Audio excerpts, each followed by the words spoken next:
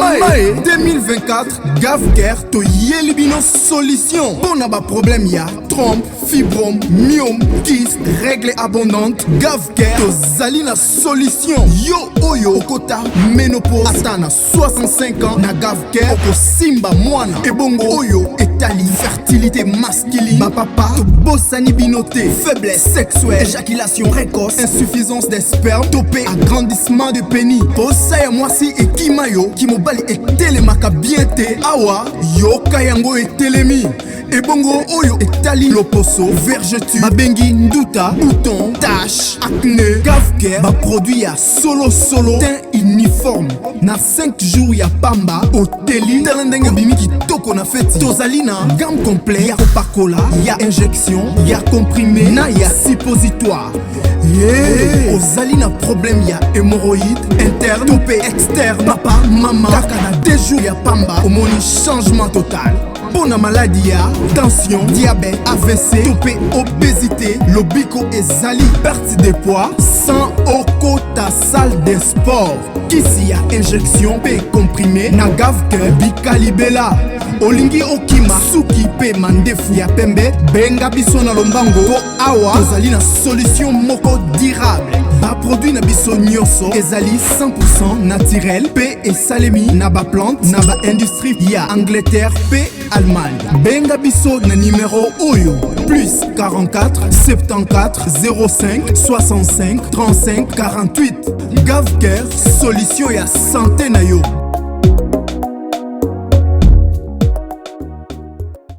Voilà, awa ba solution eke zongi la famille, awa somo na Gavker. Gavker amemeli bino penza ba makambo moko ya kitoko, ba makambo moko ya goût, ba makambo surtout ya esengo. Bienvenue surtout sur Kisongi Songi officiel, bienvenue na balandi nyonso o déjà balandaka biso, bienvenue na balandi nyonso ya sika, ba o nyonso bakoti sika na chaîne na biso penza ya Kisongi Songi officiel. Bande konanga kande tolobaka chez Kisongi Songi officiel, awa penza toyaka kobeta masolo kaka ndenge ezokende. Lelo penza na memeli bino pasteur na biso Moïse Mbiye, de l'autre côté na memeli bino pe pasteur na biso Mike Kalambay. Qu'est-ce qui se passe? Pourquoi lelo Kisongi Songi officiel aye kobeta masolo pona ba pasteur oyo mibale? Bande konanga to sensibiliser nanu bandeko nyonso sika, to yebike ebele ya bato bakotaka na bango sika, mais baye bakate ke non ndenge na okota sika bongo il faut na s'abonner. Yango na eko sensibiliser bino soki na no s'abona plutôt te na chaîne na biso ya Kisongi Songi officiel. En tout cas ko hésiter na yo te s'abonner na ndenge moko ya bien. Tango zo s'abona ka bongo ko bosa na pete ko salela biso partage. Tango sali partage na yo ko bosa na pete ko klikaka sur ngonga ya notification.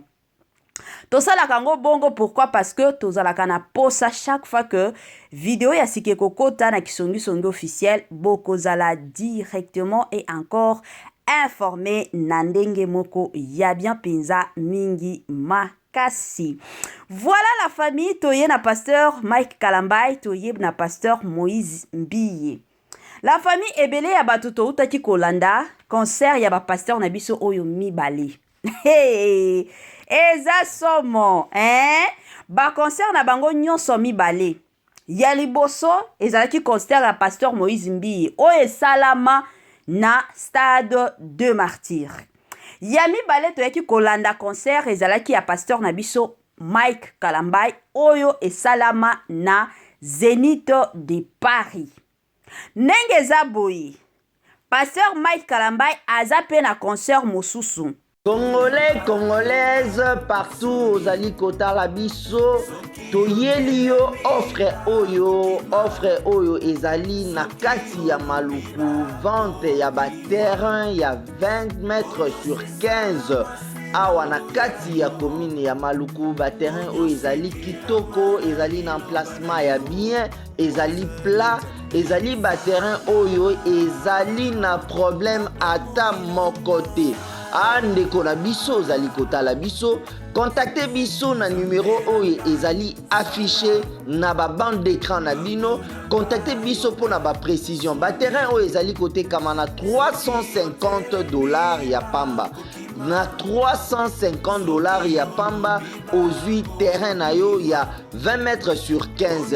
Et puis il y a aussi possibilité ya kosomba terrain à crédit soki ozosomba à partir il y a 5 terrains. Donc à partir il y a 5 terrains mata ozali na possibilité ya kofuta ndambu. Voilà opportunité yango yo na porte ya ndako na yo.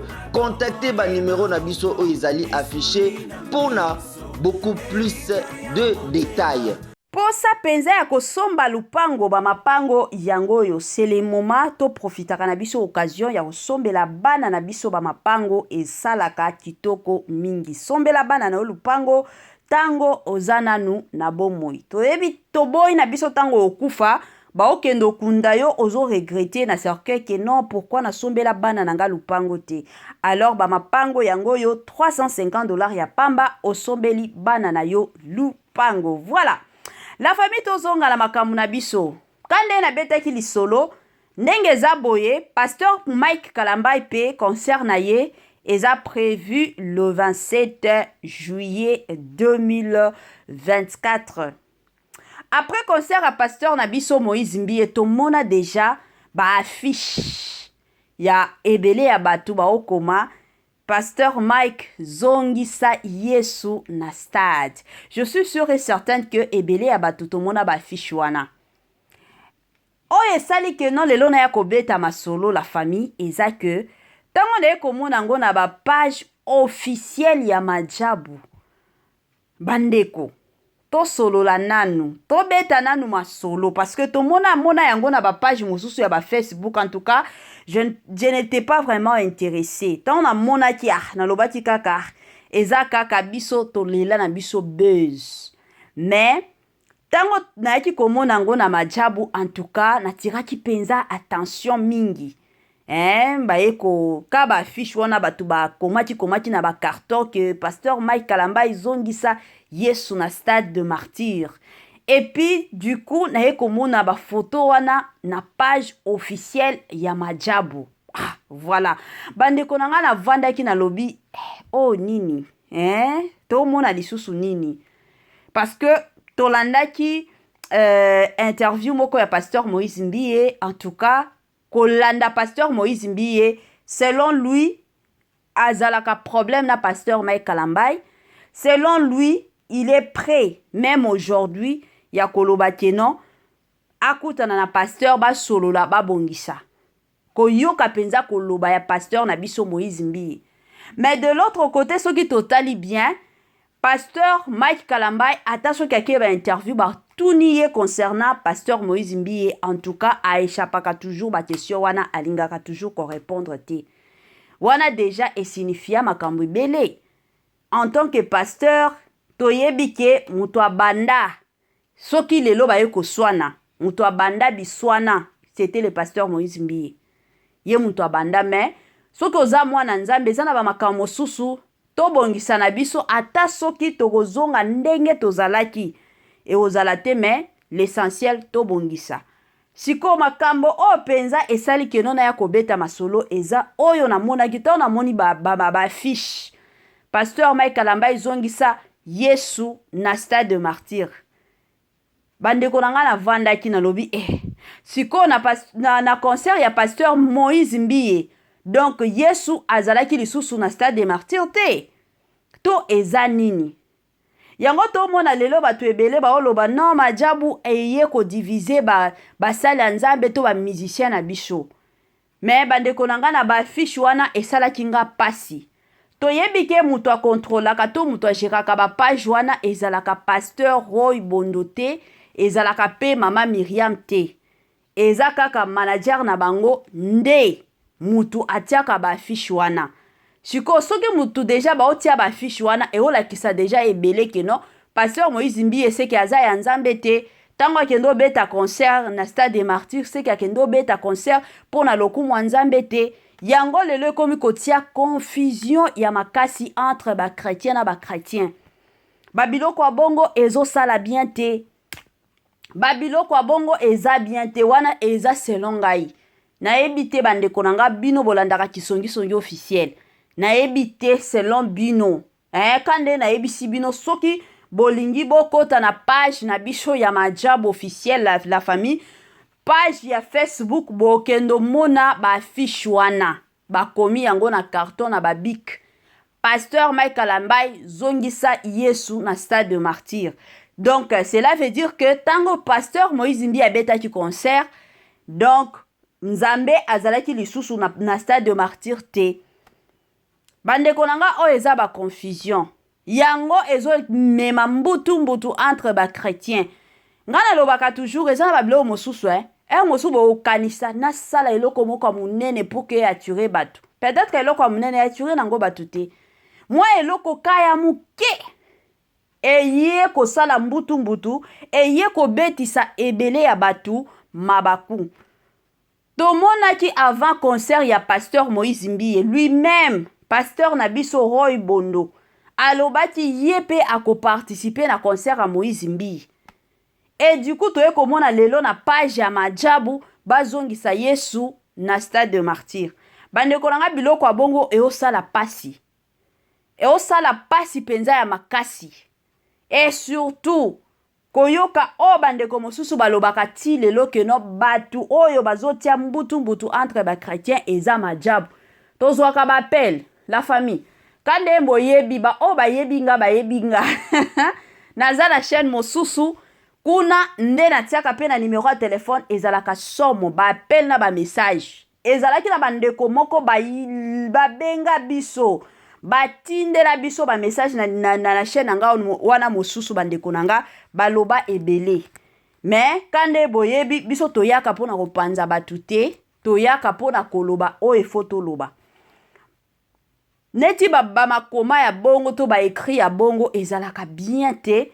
Bino boza déjà bato minene neti Majabu eza plateforme moko o ebele ya batu. De partout dans le monde balandaka. Ezala banani balandaka. Kutu biso soki to sala ka émission ya Majabu awa, eza na batu ba pays mosusu o ebengaka biso. Pona kotuna tolandaka biso pe Majabu, tolandaka pe Majabu. Siko ba biloko bongo, eza ba biloko moko ata batu bazaki musika.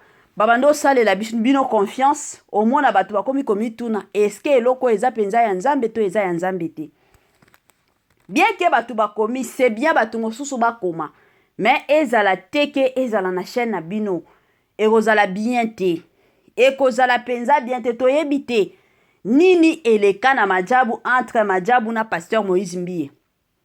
Toza pe besoin koyeba ngo te.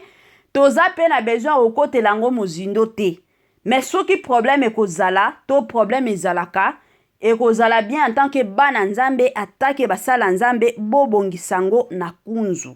Congolais, Congolaises, partout aux alikota la biso, toyeli yo offre oyo ezali na kati ya maluku, vente ya ba terrain ya 20 mètres sur 15. Awa na kati ya commune ya maluku ba terrain oyo ezali kitoko, ezali na emplacement ya bien, ezali plat, ezali ba terrain oyo ezali na problème ata moko te. Andeko na biso ozali kotala biso, contactez biso na numéro oyo ezali affiché na ba bande d'écran na bino, contactez biso pour na ba précision. Ba terrain oyo ezali kote kama na $350 ya pamba. Na $350 ya pamba aux 8 terrains na yo ya 20 mètres sur 15. Et puis il y a aussi possibilité ya kosomba terrain à crédit, soki ozo somba à partir il y a 5 terrains. Donc à partir il y a 5 terrains mata, vous avez la possibilité il y a kofuta ndambu. Voilà opportunité yango na porte yanda kunayo. Contactez ba numéro na biso o ezali affiché pour na beaucoup plus de détails.